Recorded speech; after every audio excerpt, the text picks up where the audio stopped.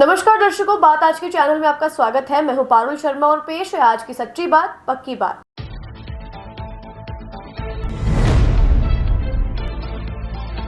अजमेर में पारधी गिरोह की हलचल से पुलिस हुई सतर्क, लोगों से सावधान रहने की गई अपील।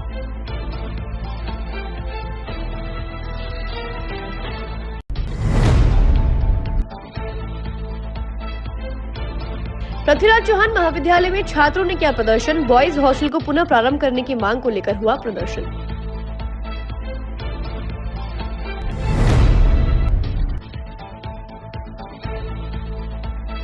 अजमेर शहर कांग्रेस कमेटी ने कलेक्टर को दिया ज्ञापन, शहर की बदहाल सड़कों को लेकर जताया असंतोष।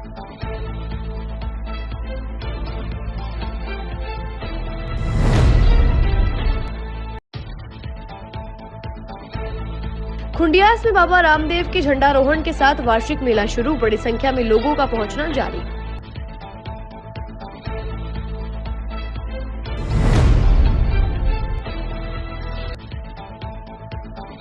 नसीराबाद उपखंड के अधिकारियों की बैठक, अंतर विभागीय विषयों पर की गई चर्चा।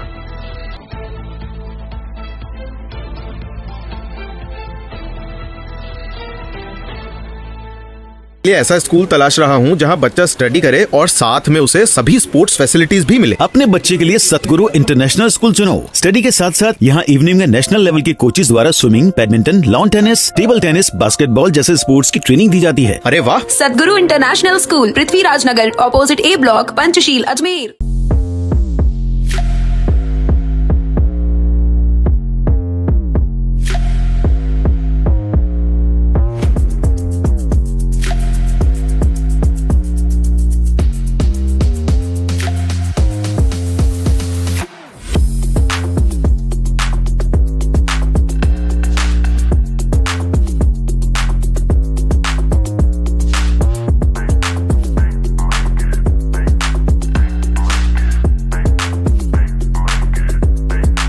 ये है मिस्टर जीले और ये है मिस्टर डीले। हेलमेट पहन। वहाँ डीले बोले, अरे यार, यहाँ जीले हर मोड़ पर है तैयार। Take me to the nearest petrol pump. ये बन गए कूल भुलैया। जीले जाने गली गलियां। मॉरल ऑफ द स्टोरी ये है कि जब लाइफ में रहना हो आगे तो कनेक्टेड रहना है जरूरी। TVS Jupiter with smart connect, voice assist, turn by turn navigation और कॉल एंड SMS अलर्ट के साथ कनेक्टेड रहिएगा तो फायदे में रहिएगा। TVS Jupiter, ज्यादा का फायदा।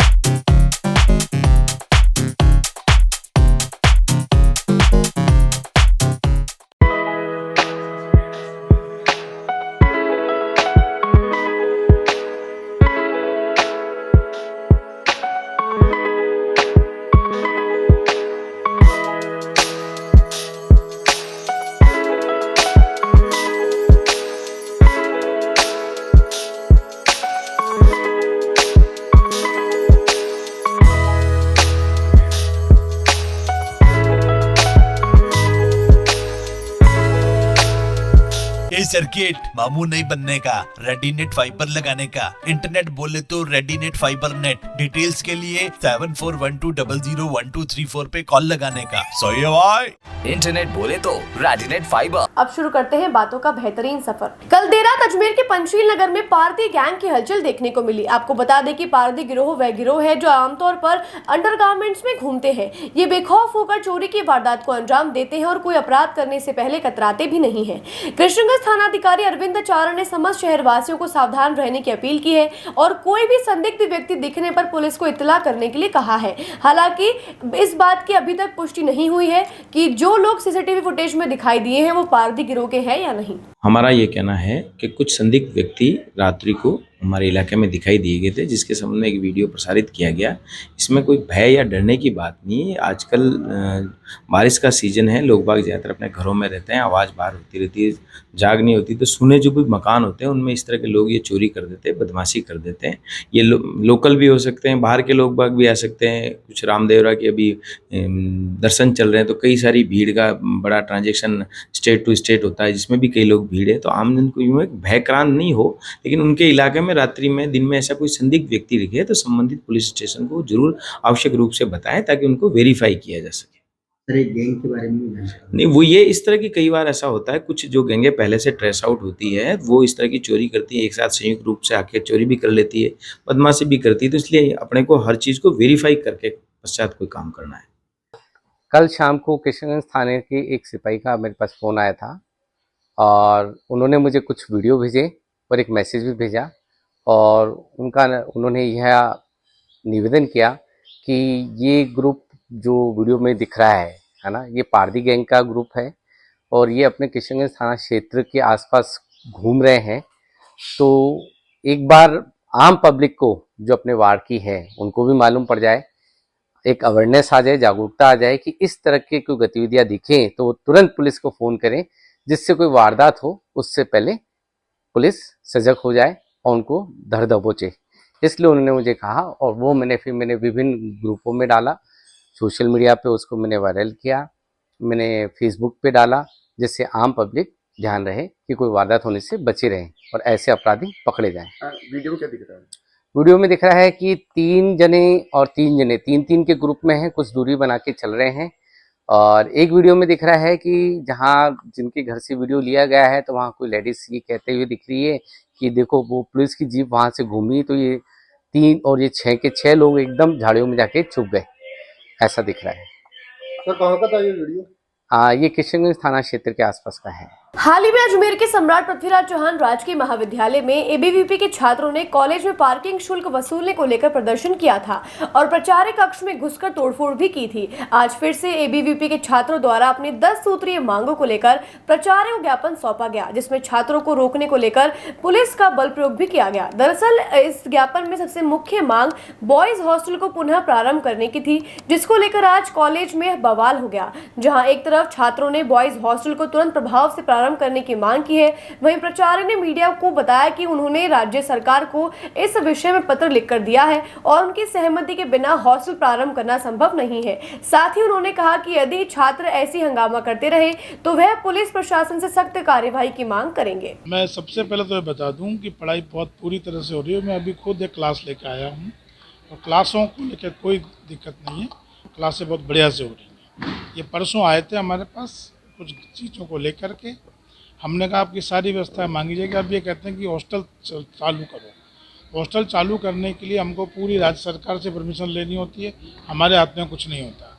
हमने लेटर लिख दिया है, वहाँ से जैसे ही कुछ आएगा हम उनको बताएंगे। लेकिन ये बच्चे एक जिद पड़े हों कि तुरंत करो, तुरंत तो किसी भी समस्या का समाधान नहीं होता। दूसरा, ये बच्चे परसों इन्होंने इतना अभद्र व्यवहार किया, तोड़फोड़ कर दी, इसलिए आज हम बाहर लेने आए ज्ञापन, लेकिन अभी जिद पड़े हुए हैं कि अंदर जाकर देंगे। ये अंदर भी घुस गए थे और ये अखिल भारतीय विद्यार्थी परिषद के छात्र हैं, ज्ञानशील एकता का एक बात करते हैं, लेकिन इनके व्यवहार में आप देखेंगे तो एक हुड़दंग भीड़ तंत्र के अलावा और अराजकता फैलाने के अलावा और कुछ भी नहीं है।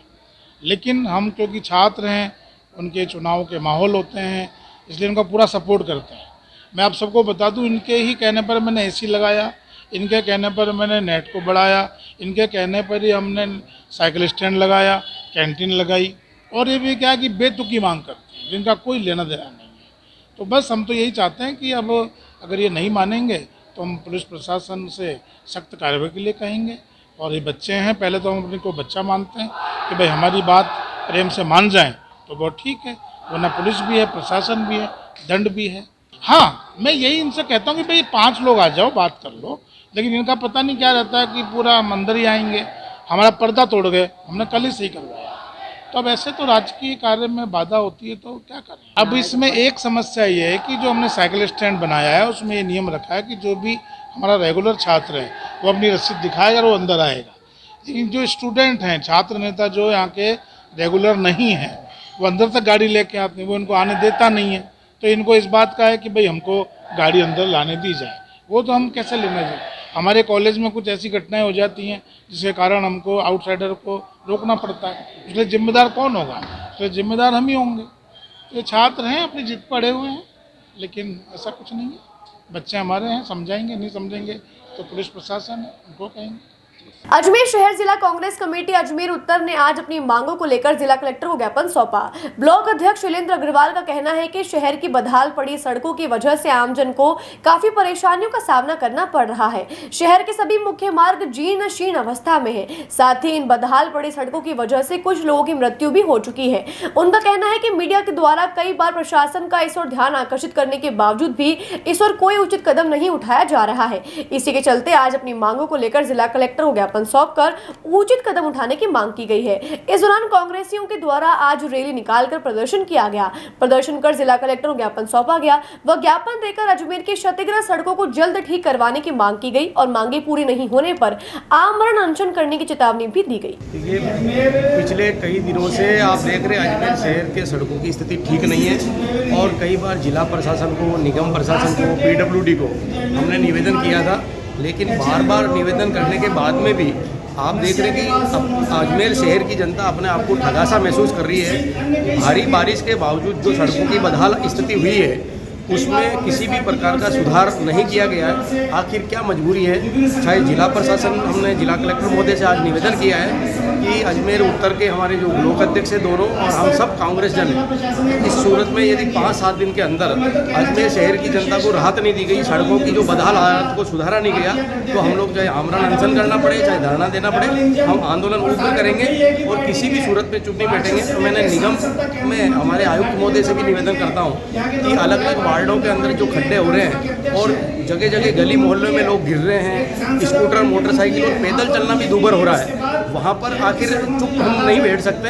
और जनता की इस तरह की जो अव्यवस्था हो रही है जनता के अंदर सड़कों की स्थिति को लेकर के, इसको लेकर के हमने आज कांग्रेस कमेटी ने यहाँ पर अजमेर उत्तर के तमाम पदाधिकारियों ने यहाँ जिला कलेक्टर महोदय को ज्ञापन दिया। शहर की जो सड़कों की हालत है वो किसी से छुपी नहीं है।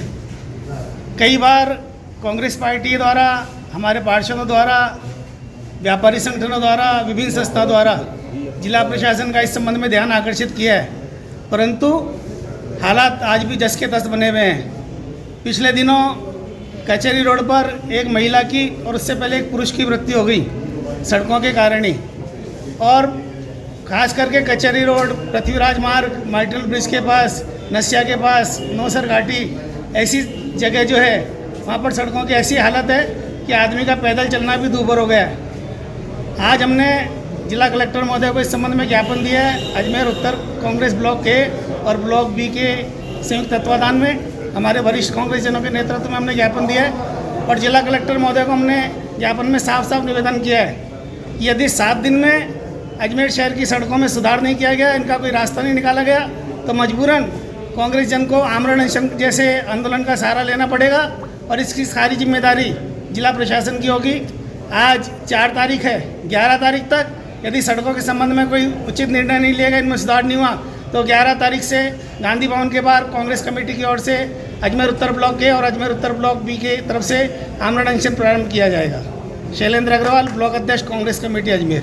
बाबा रामदेव के ऐतिहासिक वार्षिक मेले के झंडारोहण के साथ विधिवत शुरुआत हो गई है। पर्वतसर विधायक ने खुंडियास में बाबा रामदेव के मेले का झंडारोहण कर शुभारंभ किया। अजमेर व नागौर की सरहद पर पहाड़ियों के मध्य स्थित द्वितीय रामदेवरा के नाम से प्रसिद्ध खुंडियास में बाबा रामदेव का ऐतिहासिक वार्षिक मेले में बड़ी संख्या में लोग पहुंच रहे हैं। अमन महाराज ने बताया कि राजस्थान का दूसरा बड़ा रामदेवरा मेला है। मेले में राजस्थान के कोने कोने से लाखों यात्री दर्शन के लिए आते हैं। बाबा रामदेव के मंदिर में जो भी यात्री मनोकामना लेकर आते हैं उनकी सारी मनोकामनाएं जरूर पूरी होती हैं। बोराज गांव से चौथी बार यात्रा निकाली गई है, जहां डीजे की धुन पर नाचते गाते भक्त हाथों में झंडा लेकर पहुंच रहे हैं। सर, हम गांव बोराज से खुंडियास बाबा के ले जा रहे झंडा, और हमें हर साल पैदल जाते हैं। ये हमारी चौथी यात्रा है। इसमें औरतें, बच्चे सभी शामिल होते हैं और सैकड़ों हजारों की संख्या में हम यात्री जाते हैं। आज झंडा ले जाएंगे, नाइट बाबा के वहीं रुकेंगे, कल सुबह दूध का झंडा चढ़ा के फिर वापस कराएंगे। इसमें सभी शामिल है।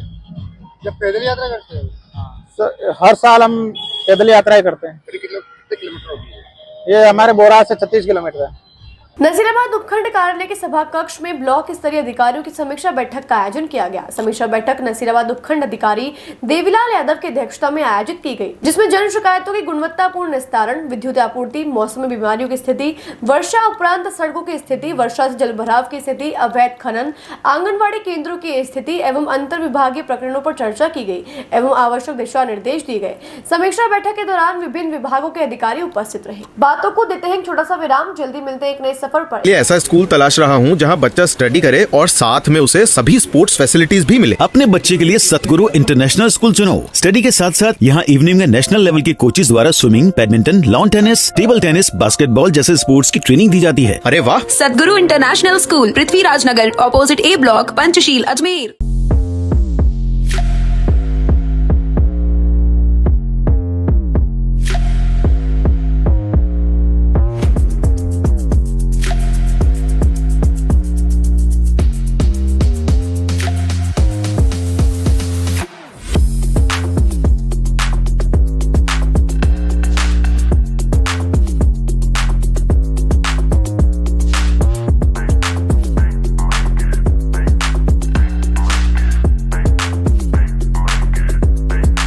ये है मिस्टर जीले और ये है मिस्टर डीले। हेलमेट पहन। वहाँ डीले बोले, अरे यार, यहाँ जीले हर मोड़ पर है तैयार। Take me to the nearest petrol pump. ये बन गए कूल भुलैया। जीले जाने गली गलियां। मॉरल ऑफ द स्टोरी ये है कि जब लाइफ में रहना हो आगे तो कनेक्टेड रहना है जरूरी। TVS Jupiter with smart connect, voice assist, turn by turn navigation और कॉल एंड एसएमएस अलर्ट्स के साथ कनेक्टेड रहिएगा तो फायदे में रहिएगा। टीवीएस जुपिटर, ज्यादा का फायदा।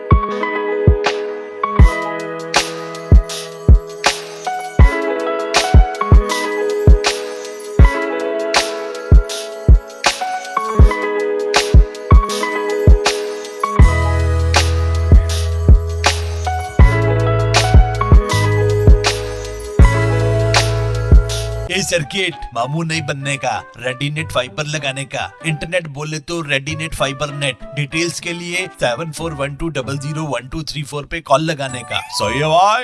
इंटरनेट बोले तो रेडीनेट फाइबर। एक बार फिर आपका स्वागत है। आइए चलते हैं एक नए सफर पर। गाड़िया लोहार समाज के प्रति राशन कार्ड परिवार मुखिया या नामित परिवार के किसी एक शादीशुदा व बालिग सदस्य को भूखंड आवंटन जारी करने के लिए आज समाज द्वारा जिला कलेक्टर को ज्ञापन सौंपा गया। अध्यक्ष बाबूलाल चौहान ने जानकारी देकर बताया कि कायड़ में भूमिहीन गाड़िया लोहारों के 88 आवेदन फॉर्म भरे गए थे, जिनमें से 41 की लॉटरी निकाली गई थी और आज बचे हुए 47 भूखंड आवंटन को लेकर लॉटरी निकालने हेतु जिला कलेक्टर को ज्ञापन सौंपा गया है।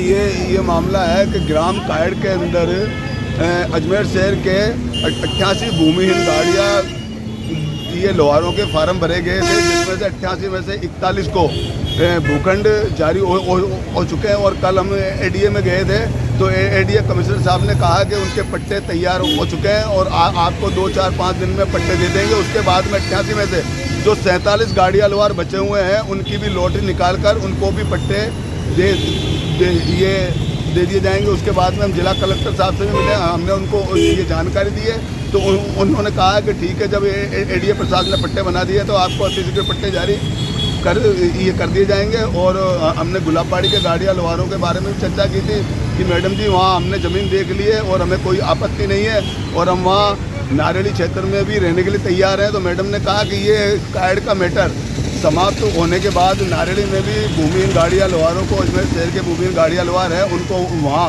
वहाँ पर भी है ना मतलब प्लॉट अलॉटमेंट करके पट्टे जारी कर दिए जाएंगे। बाबूलाल चौहान, जिला गाड़िया लोहार समाज सुधार समिति अजमेर। आज दादाबाड़ी में जैन समाज द्वारा पर्वधिराज पर्युषण पर्व का आयोजन किया गया। यह पर्व 8 दिन तक मनाया जाएगा, जिसमें श्री खरगत्ताचार्य जिंदत सूरी दादाबाड़ी में समाज के लोग एकत्रित होकर पूजा पाठ कर गुरु भक्ति करेंगे। आज भगवान महावीर का जन्म वाचन रखा गया और त्रिशला माता के 14 स्वप्नों का अवतरण किया गया। जैन धर्म में जितने भी पर्व होते हैं उन सब में पर्वधिराज पर्व पर्युषण का एक अपना ही नाम होता है।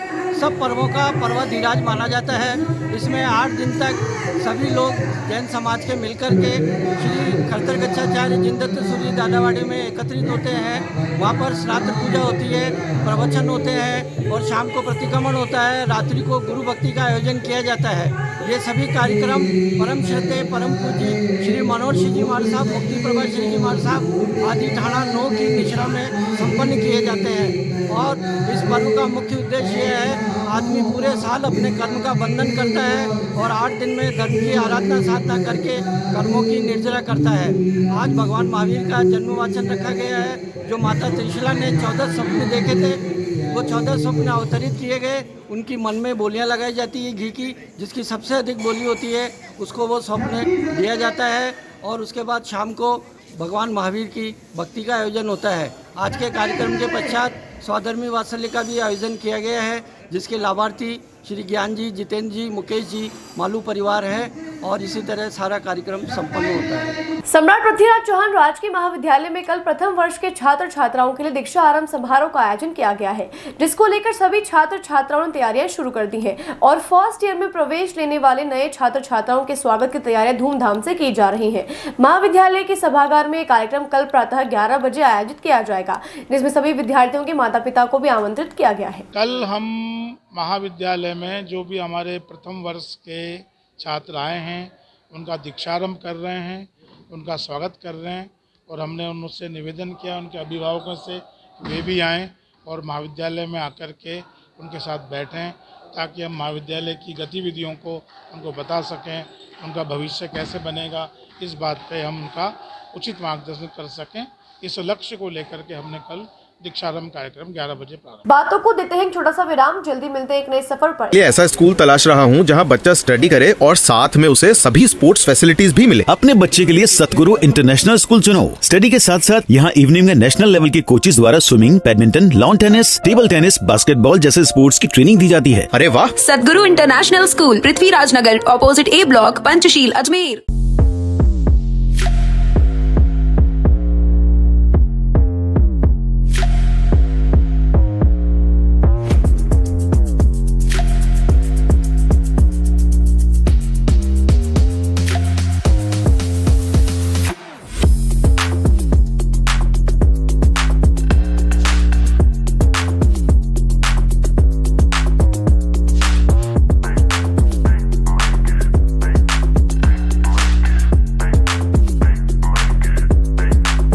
है मिस्टर जीले और ये है मिस्टर डीले। ए, हेलमेट पहन। वहाँ डीले बोले, अरे यार, यहाँ जीले हर मोड़ पर है तैयार। Take me to the nearest petrol pump. ये बन गए कूल भुलैया। जीले जाने गली गलियां। मॉरल ऑफ द स्टोरी ये है कि जब लाइफ में रहना हो आगे तो कनेक्टेड रहना है जरूरी। TVS Jupiter with smart connect, voice assist, turn by turn navigation और कॉल एंड एसएमएस अलर्ट्स के साथ कनेक्टेड रहिएगा तो फायदे में रहिएगा। टीवीएस जुपिटर, ज्यादा का फायदा।